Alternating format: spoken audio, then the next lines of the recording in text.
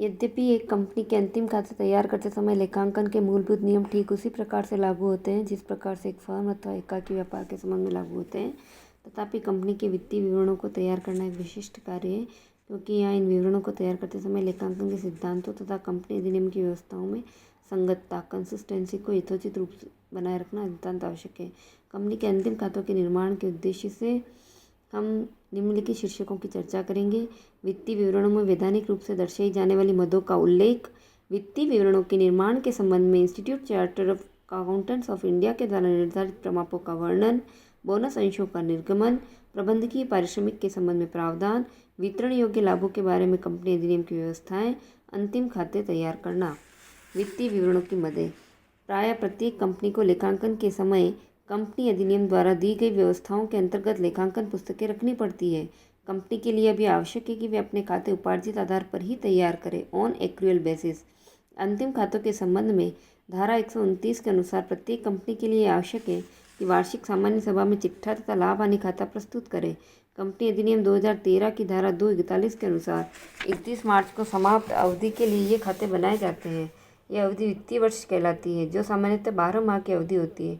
इस अवधि को 15 माह तक बढ़ाया जा सकता है, किंतु रजिस्ट्रार से पूर्व अनुमति प्राप्त कर ली जाए तो यह अवधि 18 माह तक हो सकती है। वर्तमान आयकर अधिनियम की व्यवस्थाओं के अनुसार अब प्रत्येक कंपनी के लिए आवश्यक है कि वे अपने अंतिम खाते प्रतिवर्ष 31 मार्च को अंतिम तिथि मानकर तैयार करें। 1 जनवरी से पहले समामेलित हुई कंपनी का वित्तीय वर्ष समामेलन के पश्चात पड़ने वाले 31 मार्च को समाप्त होगा, जो 12 माह से कम अवधि का भी हो सकता है। धारा 129 के अनुसार कंपनी का चिट्ठा तथा लाभ हानि खाता इस प्रकार से तैयार किए जाने चाहिए कि वह हर दृष्टि से कंपनी के क्रियाकलापों का सत्य एवं उचित ट्रू एंड फेयर चित्र प्रस्तुत करें।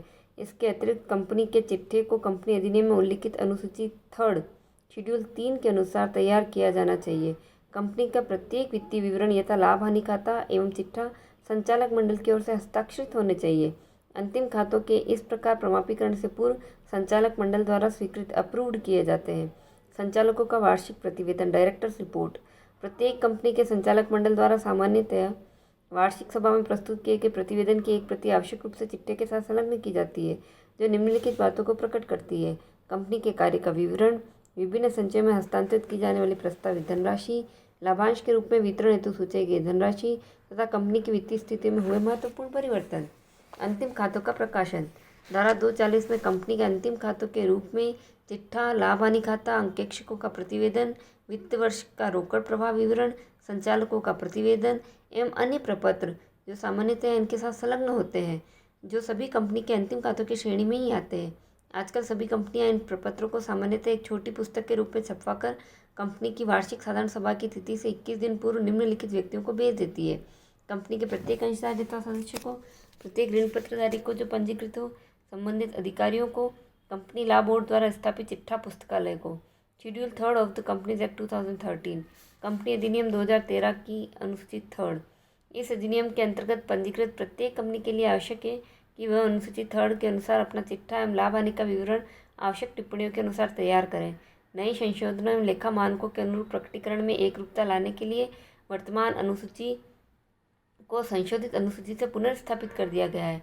कंपनी मामलात मंत्रालय ने अनुसूची 3 का प्रारूप निर्देशित कर दिया गया है, जो निम्न प्रकार है।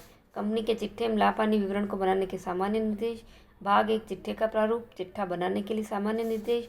भाग 2 लाभ हानि विवरण का प्रारूप और लाभ हानि विवरण को बनाने के सामान्य निर्देश।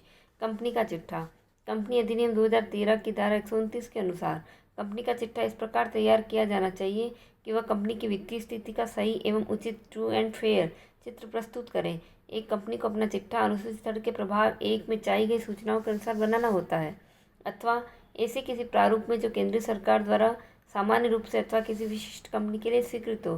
कंपनी के चिट्ठे एवं लाभ हानि विवरण को तैयार करने के सामान्य निर्देश। कंपनी पर लागू लेखा प्रमापों एवं अधिनियम के अनुपालना में जहाँ भी प्रकटीकरण एवं व्यवहार में परिवर्तन आवश्यक हो, उन्हें लागू किया जाए तथा अनुसूची 3 की आवश्यकता उसी के अनुसार संशोधित होगी। भाग 1 एवं 2 में प्रकटीकरण की आवश्यकताएं लेखा मानकों में निर्देशित आवश्यकता की स्थापना के रूप में नहीं, बल्कि उनके अतिरिक्त है। लेखा मानकों में एवं कंपनी अधिनियम में अन्य उल्लेखित अतिरिक्त प्रकटीकरण को टिप्पणियों के रूप में दर्शाया जाएगा। लेखा टिप्पणियों में प्रति विवरणों में दर्शाई गई मदों के अतिरिक्त सूचनाएं दी जाएगी, अर्थात संक्षिप्त वर्णन तथा ऐसे मदों की सूचना जो विवरणों के लिए योग्य नहीं है। कंपनी की बिक्री के अनुसार वित्तीय विवरण में दर्शाई गई मदों को राउंडेड ऑफ अगर प्रकार किया जा सकता है। Less than 100 crore rupees turnover है, rounding off to the nearest of 100,000 lakhs और मिलियंस और डेसिमल देयर ऑफ 100 करोड़ और more to the nearest lakh millions और करोड़ और डेसिमल्स देयर ऑफ। कंपनी के समामेलन के पश्चात प्रथम वित्तीय विवरण के अतिरिक्त प्रत्येक वर्ष गत वर्ष से संबंधित तुलनात्मक मदों को दर्शाया जाना चाहिए। इस अनुसूची के लिए लेखा मानकों के अनुरूप शब्दों को प्रकट में लिया जाएगा। अनुसूची के इस भाग में चिट्ठे एवं लाभ हानि विवरण में प्रकट की जाने वाली न्यूनतम आवश्यकताओं को दर्शाया गया है, जहाँ संशोधनों एवं लेखा मानकों के अनुरूप आवश्यक हो अतिरिक्त प्रकटीकरण भी किया जाएगा। धन्यवाद।